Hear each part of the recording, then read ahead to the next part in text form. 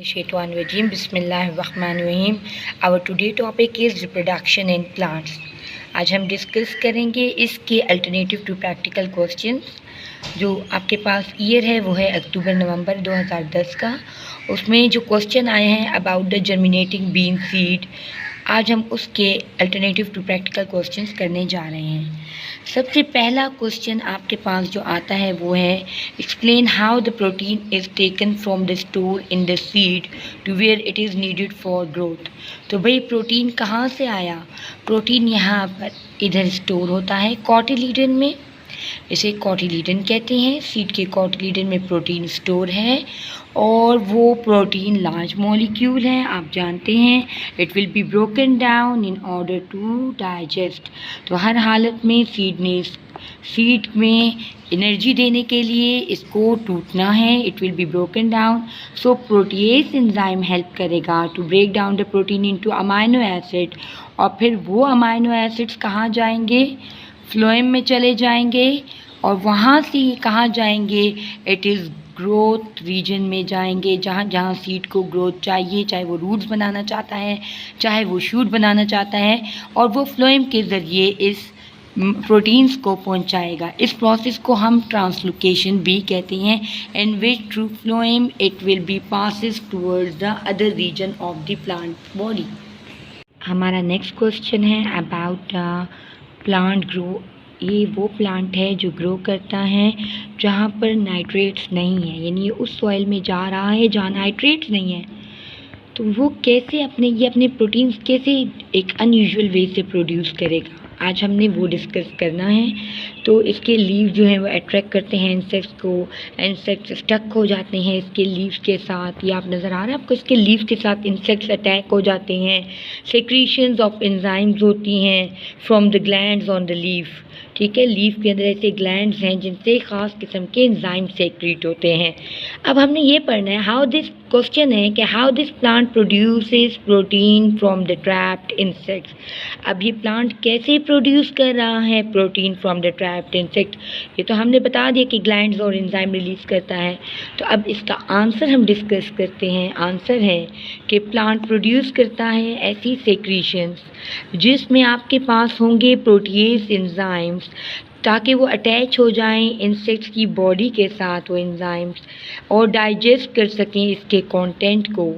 फिर उसके बाद ये प्लांट क्या करेगा? प्रोटीन को, क्योंकि एंजाइम है protease, broken down into amino acids and then it is used by the plant for itself. This is the answer of this question. इसके बारे में कि भाई दो प्लांट्स आपको दिए हुए हैं, फ्लावर्स दिए हुए हैं, दो फ्लावर्स हैं और वो दोनों सेम प्लांट के हैं, इनके डिफरेंसेस बताने हैं। तो आप देखिए, आपको नज़र आएगा कि दोनों फ्लावर्स में बहुत से मेन डिफरेंस हैं। इसकी ओवरी देखिए कितनी स्वॉलन है और इसमें तो फीमेल पार्ट है ही नहीं, ये तो मेल पार्ट है, स्टेमन्स। इसका स्टाक देखिए कितने स्मॉल है, इसका स्टाक देखिए कितना लार्ज है। तो हमने ये डिफरेंसेस नीचे लिख देने हैं कि इसकी ओवरी है, इसमें स्टेमन्स हैं, इसमें शॉर्टर स्टाक है, इसमें लार्जर स्टाक है। हमारे पास क्वेश्चन है वो है about the show a photomicrograph of a pollen grain from a marrow flower। अब ये पोलन ग्रेन है और इसकी हमने मैग्नीफिकेशन फाइंड करनी है। तो लिसन टू मी, आपके पास इस वाले क्वेश्चन में इन्होंने आपको ये जो लाइन है ना, दिस इज़ द इमेज, और इसकी वैल्यू नहीं दी होगी। इन्होंने आपने ये ख़ुद कैलकुलेट करनी है बाय मींस ऑफ स्केल, और ये 2.8 सेंटीमीटर आ रही है। और जो ये नीचे 0.05 मैंने लिखा है ये आपको मिला हुआ होगा, मतलब ये यहाँ पर मिस प्रिंट है तो इन्होंने नहीं दिया, लेकिन ये एक्चुअल है जो उन्होंने खुद ही दे दिया। एक्चुअल वैल्यू इज़ 0.05 mm, और जो इमेज वैल्यू है वो उन्होंने नहीं दी हुई, वो आपने स्केल से कैलकुलेट करनी है। एक्चुअल दी होगी, यहाँ पर मिस प्रिंटिंग की वजह से नहीं था, 0.05 mm दिया होगा। हम फॉर्मूला लिखेंगे, आप जानते हैं IM, तो IM में कहती हूँ याद रखने के लिए होता है, और magnification is equal to I/M। तो इमेज की वैल्यू थी 2.8, तो उसको हमने मिलीमीटर में कन्वर्ट करने के लिए मल्टीप्लाई किया 10 से, वो 28 हो गई। 28 को जब हमने डिवाइड किया उसकी एक्चुअल वैल्यू से, जो कि 0.05 है, तो आप जब इसको डिवाइड करेंगे तो आंसर विल बी द 560, यानी 560 टाइम्स मैग्नीफाई किया गया है। एक्स रिप्रेजेंट द मैग्नीफिकेशन, कितने टाइम्स मैग्नीफाई हुआ है? 560 टाइम्स मैग्नीफाई हुआ है।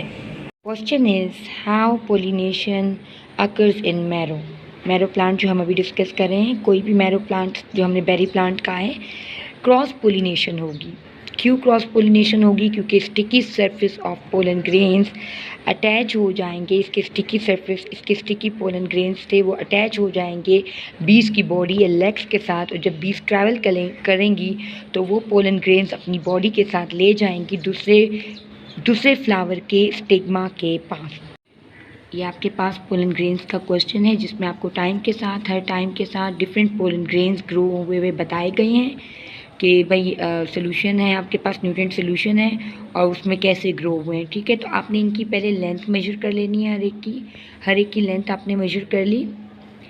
लेंथ में जो भाई कोई 2.4 का है, 2.8 सेंटीमीटर, 3.4 है, कोई 4.1 है, तो आपने जब लेंथ मेजर कर ली तो आप देखेंगे कि आपने वो सेंटीमीटर में थे ना, तो आप मल्टीप्लाई बाय 10 करेंगे तो वो मिलीमीटर में कन्वर्ट हो जाएंगे। आपने इनको मिलीमीटर में कन्वर्ट करके आपने टाइम के आगे हर एक की वो जो डायग्राम के आगे जो उसकी पोलन ग्रेन्स बने हुए थे उनकी रीडिंग्स लिख ली हैं।